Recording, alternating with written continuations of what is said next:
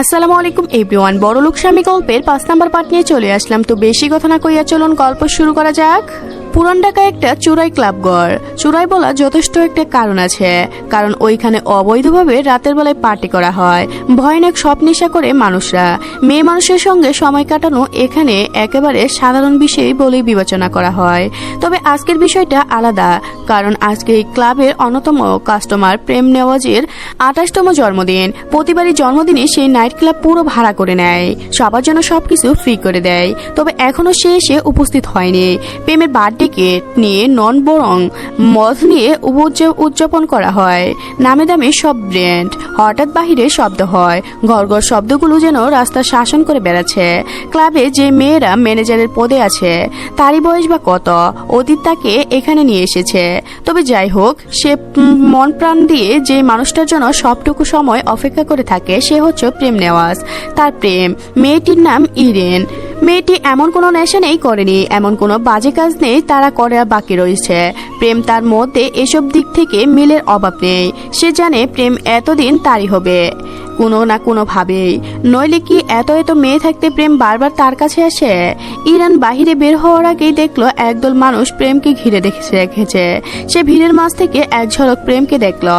কালো চশমার জ্যাকেট, কোনি হাত গার্ড, হাতে শক্ত গ্লাস, মুখে হেলমেট, কিন্তু ভিতর থেকে চোখের ধারালো দৃষ্টি বেরিয়ে আসছে ভিজের ভাগ দিয়ে। প্রেমের বাসের বাইক অঙ্কুশ আছে। ওর বাইকের রাইড থেকে যে মাত্র ফিরেছে তা বুঝতে বাকি রইল না ইরানের। প্রেম ধীরে হেলমেট লক খুলে মাথা থেকে টেনে নামালো। ভিতর থেকে ঘামে ভেজা চুল এলোমেলো হয়ে পড়লো কপালে। মুখে সেই শীতল বেপরোয়া দৃষ্টি, ঠোঁটের কোণে এক চিলতি বাঁকা হাসি। চারপাশে মেয়েরা মুহূর্তে কেমন যেন বদলে গেল। প্রেমকে দেখে তাদের চোখের দৃষ্টি যেন রিপ্রাইট হলো। দু একজন ফিসফিস করে নামটা বলল। প্রেম নেওয়াজ চলে এসেছে। মেয়েদের কেউ ঠোঁটে লিপস্টিক সরিয়ে ফিসফিস করে বসলো, আবার কেউ সোজা হয়ে দাঁড়িয়ে চুল ঠিক করতে লাগলো। কারো চোখে বিষণ্ণ, কারো চোখে কামনা। হয়তো প্রেমকে একটু ভালো রেখে দেখা যায় তার ভারী নিঃশ্বাসের পতনে নিজে ধ্বংস ডেকে আনার। প্রেম আর দেরি করলো না। বাইক থেকে নামতে ভারী বুটের শব্দ বাটে মাটিতে বাজলো টক টক শব্দ। সে ঠান্ডা ভঙ্গিতে বাইকের চাবি এক ঝটকায় ছুঁড়ে মারল অঙ্কুশের দিকে। অঙ্কুশ হকচক হয়ে গেল, কিন্তু মুহূর্তে চাবি ধরে ফেলল। চাবিটা পকেটে রেখে সেও নেমে পড়ল। দু ধরনের মানুষকে তখন সিকিউরিটি আটকে রেখেছে। প্রেম নেওয়াজের ভিতরে ঢুকার জন্য যে যথেষ্ট জায়গা দরকার তাই না। ভিতরে ঢুকার আগেই প্রেম আর পিছনে তাকালো না। ভিড়ের মাঝ দিয়ে মাথা উঁচু করে ঢুকে গেল ভিতরে। প্রেম ক্লাবে ঢুকতেই পার্টি শুরু হলো। অনেক দেশ থেকে আনা সব বোতলে ডুবিয়ে গেল। তবে প্রেমের গান ছাড়া তো এই পার্টি অসম্পূর্ণ। সে গান গাইতে স্টেজে উঠল মাঝরাতের দিকে। যেখানে উঠতে যাবে তার আগে একটা মাঝবয়সী ছেলে তাকে আচমকা ধাক্কা দিল। প্রেম কিছু বলল না। নেশা করেছে, হুঁশ হারিয়েছে। ধাক্কা লাগার কোনো বড় বিষয় নয়। তবে মাথাটা গরম হলো যখন ওই ছেলেটি বলে উঠল, শালা তোর মা তো কি তো অন্ধ পয়দা করেছে? এখনই তো মদের গ্লাসটা পড়তো। ব্যাস এইটুকু শুনে প্রেমের মাথা বিগড়ে যায়। টেবিলের ওপর সিরিয়াস রাখা ছিল, তাতে ড্রাগস ছিল। প্রেম এক মুহূর্তে ভাবলো না সে কি করছে, কোনটা ভুল কোনটা সঠিক। মুহূর্তে একসঙ্গে তিনটা সিরিজ একসঙ্গে তুলে গেঁথে দিল ছেলেটির গলার রগ বরাবর। ক্লাবের সবাই এক লামহা থেমে গেল। ছেলেটি মাটিতে লুটিয়ে জবাই করার মতো মুরগির মতো কিছুক্ষণ ছটফট করে সেখানে স্থির হয়ে গেল। সবাই তখন আতঙ্কে চুষে গেল। প্রেম অঙ্কুশের দিকে তাকিয়ে বলল, ওর ব্যবস্থা কর। তারপর সবার দিকে তাকিয়ে ধমক দিয়ে বলল, শালারা সার্কাস দেখো দাঁড়িয়ে দাঁড়িয়ে, নাচো না কেন? নাচো সব, মূর্তি করো। সবাই সেই ধমকে সুরে মূর্তির স্থির থেকে পুনরায় স্বাভাবিক হয়ে গেল। ইরান এসে প্রেমের কাঁধে হাত রাখতে প্রেম একবার সেই দিকে তাকালো বাঁকা চোখে। তারপর ইরানকে বলল, হাত সরাও। মেয়ের গায়ে হাত দেওয়া যে নিতে পারি না আমি, তা তুমি জানোই তো। ইরান হাত সরিয়ে মন খারাপ করলো। তারপর বলল, গান গাইবে না? গানের মোট নেই তো কিসের মোট আছে? সেই কথার জবাব দিল না প্রেম। তারপর চুপ থেকে পুনরায় বাঁকা হেসে বলল, উপরে চলো, দেখাচ্ছি কিসের মোট আছে। সকালে সিদ্দিক নেওয়াজ প্রেমের রুমে আসে। গড়ে মদ, সিগারেটের গন্ধ।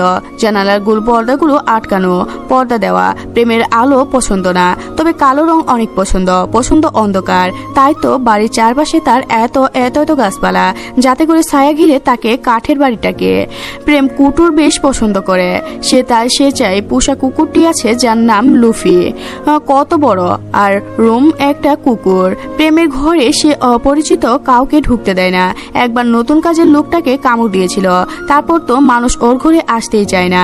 সিদ্দিক অপরে উঠে শুয়ে থাকা প্রেমের চুলে হাত বুলিয়ে দেয়।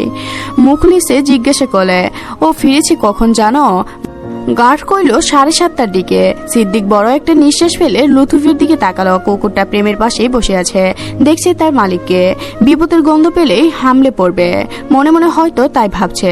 সিদ্দিক আফসোস ভরা কণ্ঠে মুখলেসকে বলল, আমি ওকে মানুষ করতে পারিনি কালুর বাপ, ওকে আমি যথেষ্ট ভালোবাসা দিতে পারিনি।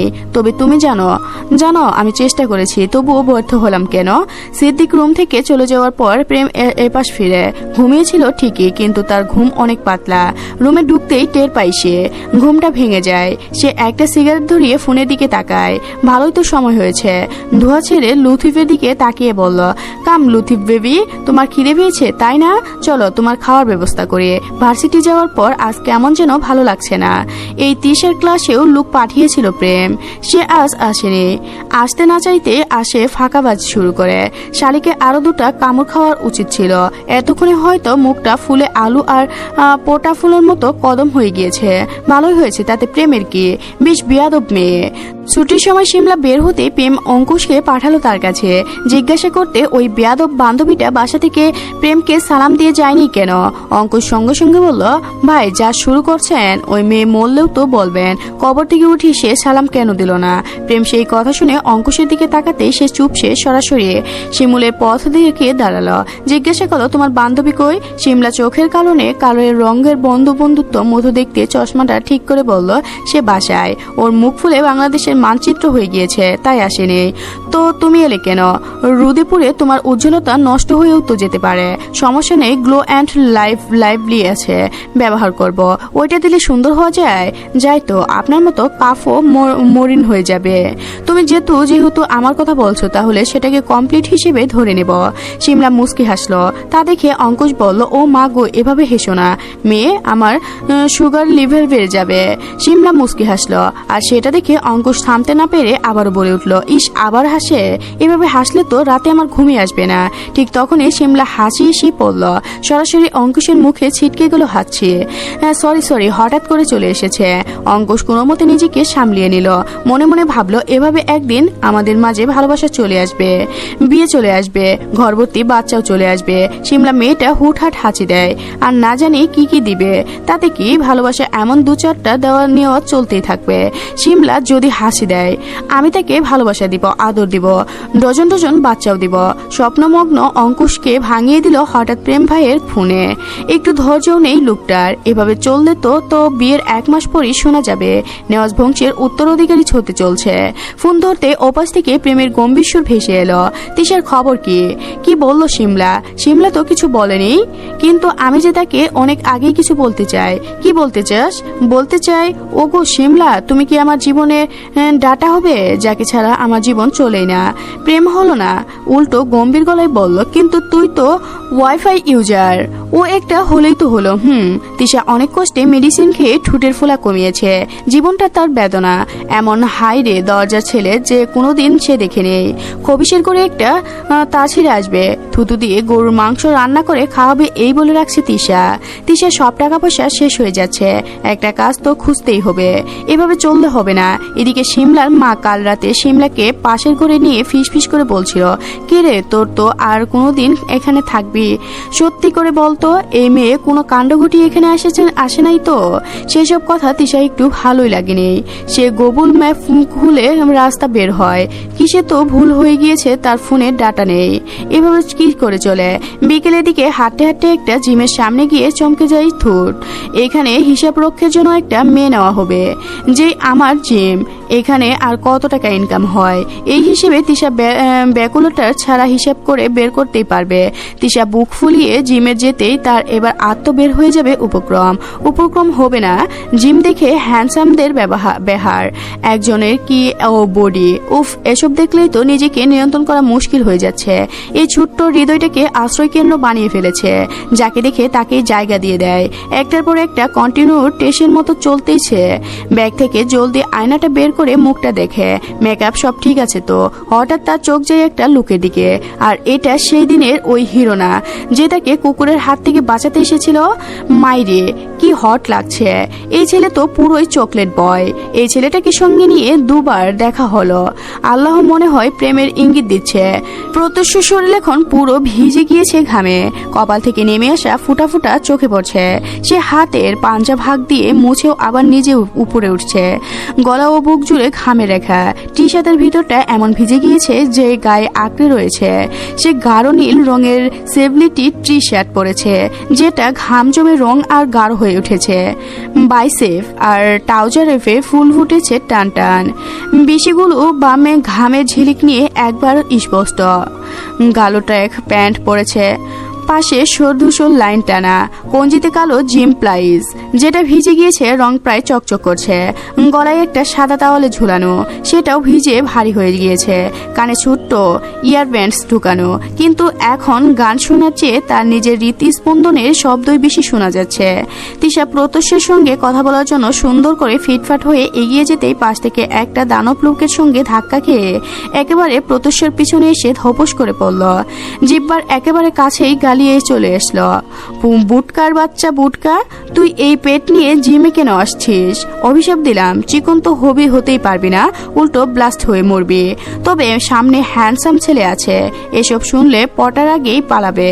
কি এমন ধুপুস করে পড়লো তা দেখার জন্য সে পিছন ফিরতেই দেখলো সেই দিনে সেই তিশা মেয়েটা পড়ে আছে। সে ব্রুকুসকে তিশাকে জিজ্ঞাসা করলো, আরে তুমি এভাবে ফ্লোরে পড়ে আছো যে?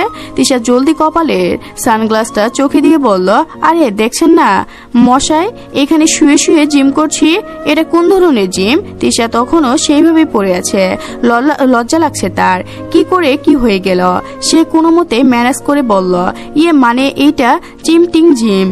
আজকের গল্পটি এ পর্যন্ত শেষ হয়ে গেল। পরবর্তী পার্ট পেতে অবশ্যই চ্যানেলটি সাবস্ক্রাইব করে রাখবেন। ধন্যবাদ সবাইকে, ভালো থাকবেন। আসসালামু আলাইকুম এভরিওয়ান, বড়লোক স্বামী গল্পের 5 নাম্বার পার্ট নিয়ে চলে আসলাম। তো বেশি কথা না কইয়া চলুন গল্প শুরু করা যাক। পুরান ঢাকায় একটা চোরাই ক্লাবঘর। চোরাই বলা যথেষ্ট একটা কারণ আছে, কারণ ওইখানে অবৈধভাবে রাতের বেলায় পার্টি করা হয়। ভয়ানক সব নেশা করে মানুষরা। মেয়ে মানুষের সঙ্গে সময় কাটানো এখানে একেবারে সাধারণ বিষয় বলেই বিবেচনা করা হয়। তবে আজকের বিষয়টা আলাদা, কারণ আজকে এই ক্লাবের অন্যতম কাস্টমার প্রেম নেওয়াজের 28তম জন্মদিন। প্রতিবারই জন্মদিনে সেই নাইট ক্লাব পুরো ভাড়া করে নেয়, সবার জন্য সবকিছু ফ্রি করে দেয়। তবে এখনো সে এসে উপস্থিত হয়নি। প্রেমের টিকিট নিয়ে নন, বরং মদ নিয়ে উদযাপন করা হয়। নামে দামে সব ব্র্যান্ড। হঠাৎ বাহিরে শব্দ হয়, ঘর ঘর শব্দগুলো যেন রাস্তা শাসন করে বেড়াচ্ছে। ক্লাবে যে মেয়েরা ম্যানেজারের পদে আছে তারই বয়স বা কত, অতীত তাকে এখানে নিয়ে এসেছে।